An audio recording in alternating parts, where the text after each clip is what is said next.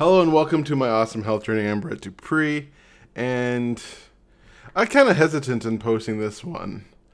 Look how scrubby I am. In fact, I wanted to start by looking at this shirt and how messed up it is, and so you focus on the shirt instead of me. But I do also recognize that mental health is a part of having an awesome health journey. And this has been something I've been thinking about for a while, but it's really encapsulated it on this weekend because I went to a psychic fair, and that's something I like doing, and I don't feel like talking about the validity of psychics or anything like that. I don't even care if they're real. I don't even care if it's real. I don't care I don't care if the universe is real. All I know is I find the entire process comforting, even though I don't know if I've ever had somebody tell me something psychically that came true. But at the same time, I still like getting readings. I still like the entire process. I like the feeling it gives me. So anyway, except this one was different. This is someone who calls it Authentically Me is her brand. I should have kept her name up because I should do that. But it's probably one of the few. She's a Indian or maybe Pakistani. I don't know. Their names are similar, but that area of Asia, maybe Bangladesh. I don't know. But what I'm saying is, sorry, my nose is very itchy. What I'm saying is, instead of like a feeling of the future, she pretty much just gave me sound advice that I've been thinking of for a while, and mostly talking about getting my message out there. There's a reason why I'm calling this video, man, my nose, growing sideways, is because of Noah Kahan, this singer that I've been listening to lately. That's my favorite song that I've listened to because it feels like it kind of encapsulates certain aspects of how I'm feeling right now, which is I don't feel like I'm moving forward. I feel like I'm growing sideways in my life. And the only thing, because I had a vision, I had a purpose, I had a reason for being, I had something to shoot for. I wanted to be a motivational speaker, author, maybe at the time a life coach.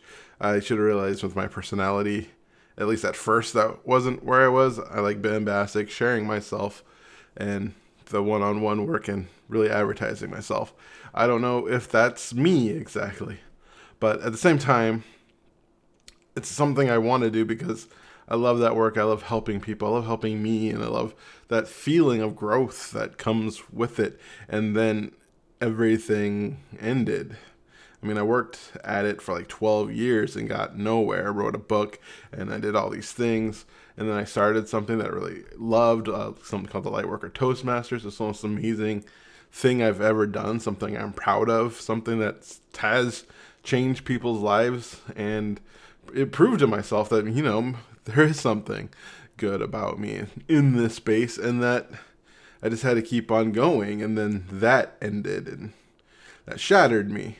But that also, with COVID and looking into the totality of personal growth and the history of it, and looking how capitalism kind of ruins it, especially once you get a certain level of success and celebrity, it's hard to not lose it, because that's one of the aspects of humanity, is we're not greedy, but we are kind of risk averse and desire to not lose what we have when we get it, when we get power or wealth.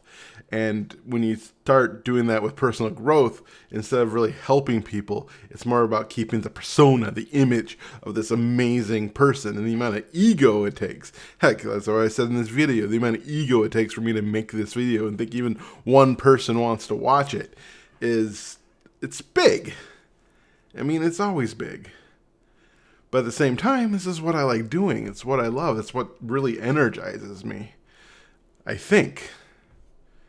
Because I don't know right now. And when I told the psychic that, she was like, that's your message. Because, learning about the personal growth, what I was going for is like how a lot of it is like right-wing ideologies. A lot of the psychic stuff is cultural appropriation and whitewashed with the dab of white supremacy. And that really understanding that is just how awful it is. Even simple things like the Tibetan singing bowl that I spent like certainly a decent amount of money on isn't a Tibetan. That's not a thing. It's like invented by some white people, and then just thrusted upon these people, and it's not a thing. And it's just an example of the many things, the whitewashing of yoga, and how, and just so many. It's just hard. Like Napoleon Hill he was a con artist. Just learning all that and just looking at it, and just so much so though that I'm afraid to have a vision again. Like I'm not even open to it. Really thinking about it and having her talk to me just really made me realize how I am not open to it, and especially reading one of my friend Tia's posts about her heart opening wide and all these amazing things that she's doing. Is like when I think of like what I want to do, especially what I want, where I want to be in 10 years, I don't really know right now. And the thing is like, I don't know if I'm open to knowing right now. That there's a part of me that's afraid to try again. I mean, I've been trying something since I was, 27, 28, at least 30. And, I'm 45. There was a lot of years of doing a bunch of things that didn't work. Even though, like, these videos that I'm doing now don't work in a sense of, like, building a fan base. Or I know there's certain people who tell me they like it and are proud of me for what I've done. But, building, like, a big thing that thrusts me forward somehow, they're not doing that. But I still like doing them because I'm doing them for doing them's sake, which is, the thing probably I've been missing for the last 15 years is not, heart opening so I can make money off of it, but heart opening so my heart is open, sharing to share, not to build an audience, not to build a brand, but not being strategic, just being authentically who I am. But I guess in a way I don't need to make money off it. I don't need to do that. I could just, do my best life as a software tester and just do stuff like this and have fun. And maybe when I have ideas for a seminar I want to do, or, I probably really like cacao, doing cacao ceremonies or something like that, or just talk about things that my brain says I should talk about. I don't know. I don't know. And this is my I don't know post. That's what I'm going to call it, growing sideways. The line that really encapsulates pretty much my life from that song, "It's better to die numb than feel it all." That's like, that's my life until maybe last year. I'm really working on feeling my bullshit and just feeling and being honest, like truly honest. And that's hard. It's not fun. And to be honest, I don't even know if I'm being honest with myself now, or if this is just another delay, numb tactic to circumvent and not really think about things and not really do the things I feel I need to do. But the thing that truly encapsulates what I feel I need to do and what she said is, just to do it.